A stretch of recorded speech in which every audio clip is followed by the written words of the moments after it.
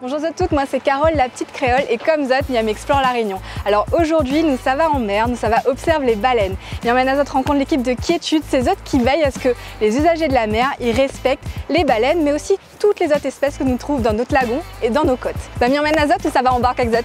C'est parti! Bonjour! Merci de m'accueillir à bord.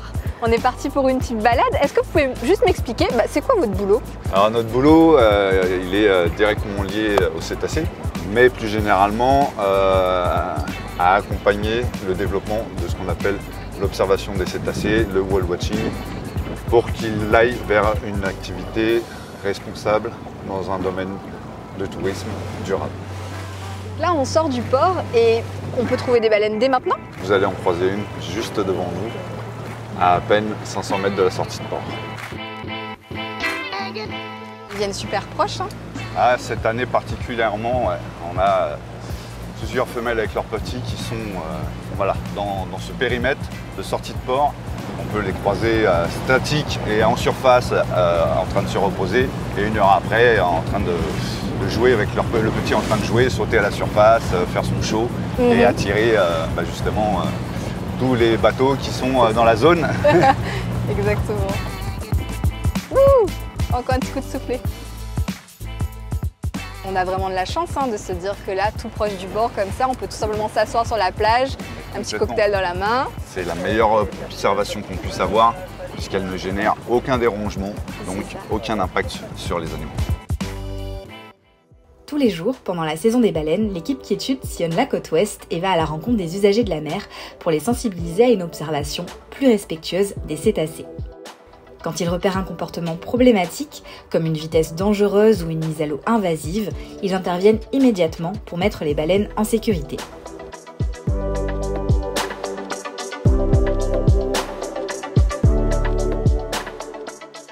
Là, on a deux femelles avec leurs petits qui se sont regroupés il y a 2-3 jours, et ça fait 3 jours qu'ils passent leur temps ensemble. Donc les petits sont en phase de socialisation, donc ils interagissent entre eux. Et donc là, dans ce contexte-là, est-ce qu'on peut aller à l'eau? Pas du tout, là on est toujours dans le périmètre de la réserve, donc on ne va pas à l'eau. Et les petits en plus de ça, ils sont en activité. Ils sont très actifs. À partir du moment où les animaux sont actifs, il est prohibé de se mettre à l'eau. Ça peut devenir dangereux. Et moi, si je veux louer un bateau, un week-end par exemple, avec mon bon camarade pour aller voir les baleines, aller nager avec Zot, est-ce que Mi peut faire ça? Pour pouvoir se mettre à l'eau sans un accompagnateur qualifié, donc un brevet d'état, un moniteur de plongée, vous pouvez vous mettre à l'eau entre 2 et 4 personnes maximum. Ouais. Et il vous faut tous un niveau de plongée minimum. D'accord, donc en fait, si je ne suis pas formée, je ne peux pas comme ça m'improviser plongeur avec les baleines, quoi. Non. Et après, tout l'équipement de base nécessaire, masque, palme, tuba, combinaison de plongée et une bouée de signalisation. Donc bon, si on n'a pas tout ça, en gros, on regarde depuis le bateau. C'est ça, on reste à bord de son bateau et on profite du spectacle. C'est pas mal aussi quand même. Même s'il faut être vigilant toute l'année, c'est en fin de saison qu'il faut être particulièrement prudent. C'est quoi le danger justement pour elle en fin de saison?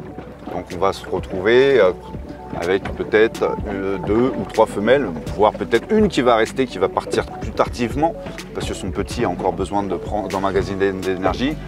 Et là, on a toujours l'activité qui est encore à plein régime. On se retrouve avec des zones d'observation où le nombre de bateaux est bien élevé et la pression est intense pour cette dernière individu qui est là, puisque en fait tous les navires vont défiler du matin au soir. Vous l'avez compris, pendant toute la saison, il faut nous protéger bonne baleine, mais il y a un moment où il faut nous faire encore plus attention, c'est à la fin de la saison.